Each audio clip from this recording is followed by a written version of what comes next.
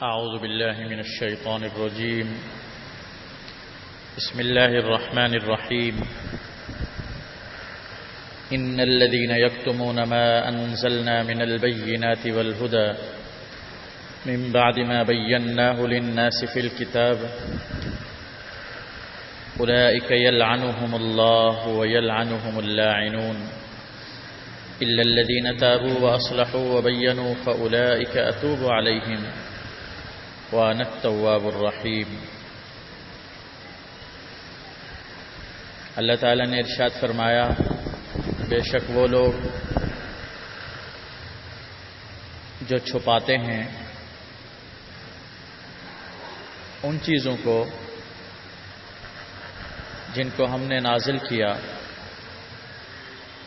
من البینات، یعنی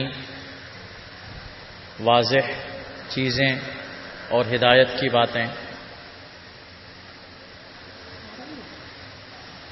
بعد اس کے کہ ہم نے اس کو بیان کر دیا ہے لوگوں کے لیے کتاب میں.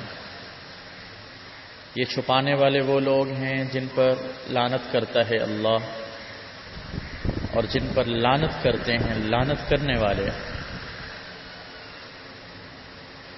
سوائے ان لوگوں کے جنہوں نے توبہ کی اور اصلاح کی اور بیان کیا. بس یہ وہ لوگ ہیں جن کی توبہ میں قبول کروں گا، اور میں ہی بہت توبہ قبول کرنے والا ہوں، مہربان ہوں.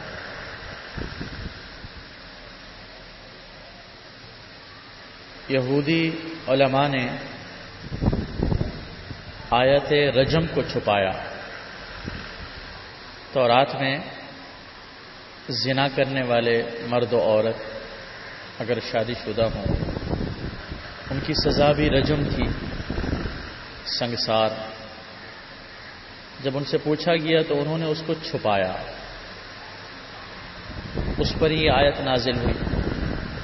اسی طرح اہل کتاب کے علماء نے نبی اکرم صلی اللہ علیہ وسلم اور آپ کی صفات اور خوبیاں جس کا تذکرہ تورات میں تھا اس کو چھپایا. اسی طرح ان لوگوں نے پچھلے انبیاء پر جو کھلی کھلی آیات نازل ہوئی تھیں ان سب کو چھپایا. علم دین کو چھپایا، حق بات کو چھپایا. اللہ فرماتے ہیں ہم نے سب کچھ ان کے لیے کھول کھول کے بیان کر دیا تھا، واضح طور سے ہم نے بتا دیا تھا، پھر بھی انہوں نے چھپایا.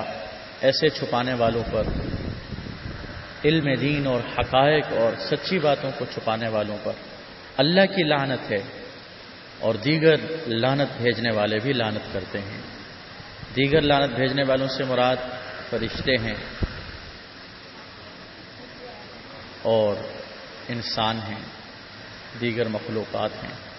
سب کی لعنت برستی ہے ان لوگوں پر جو حق بات کو چھپاتے ہیں. حدیث میں آتا ہے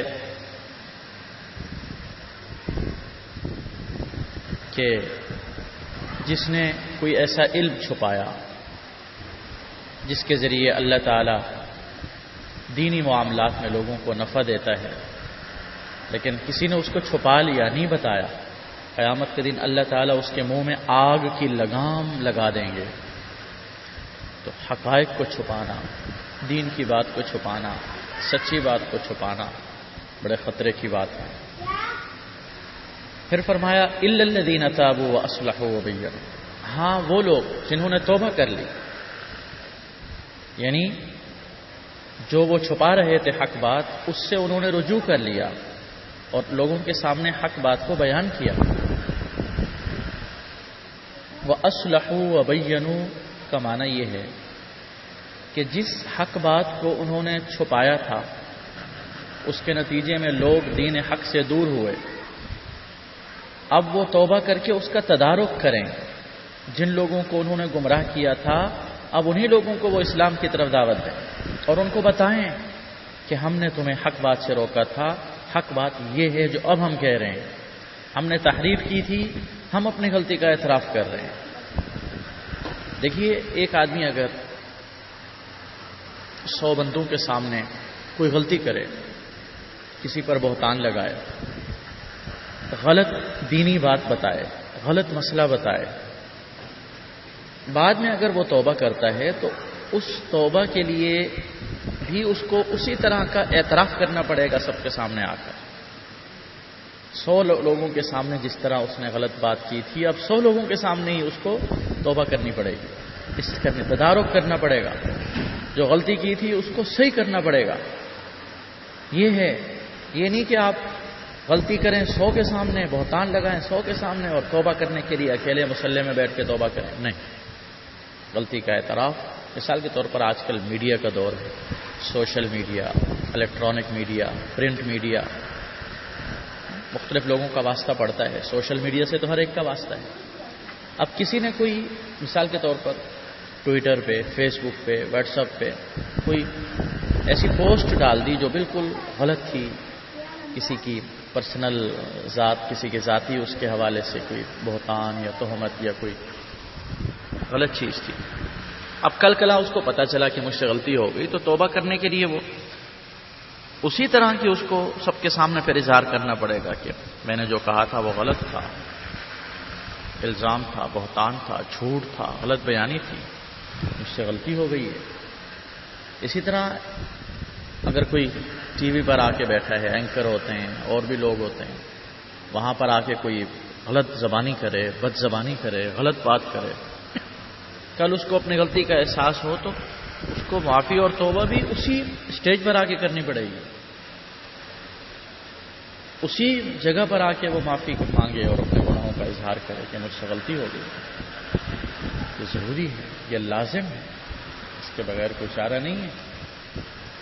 تو یہی مطلب ہے کہ مگر وہ لوگ جو توبہ کریں، اپنی غلطی سے رجوع کریں اور اصلاح کریں، یعنی تدارک کریں، جو انہوں نے فساد کیا تھا، جو انہوں نے حق بات کو چھپایا تھا، لوگوں کو گمراہ کیا تھا، اب وہ اس کا تدارک کریں، اللہ تعالیٰ کی کتاب واضح کریں، حق بات کو کھول کے بیان کریں۔ اللہ فرماتے ہیں ایسے لوگوں کی توبہ میں قبول کرو، ایسے لوگوں کو میں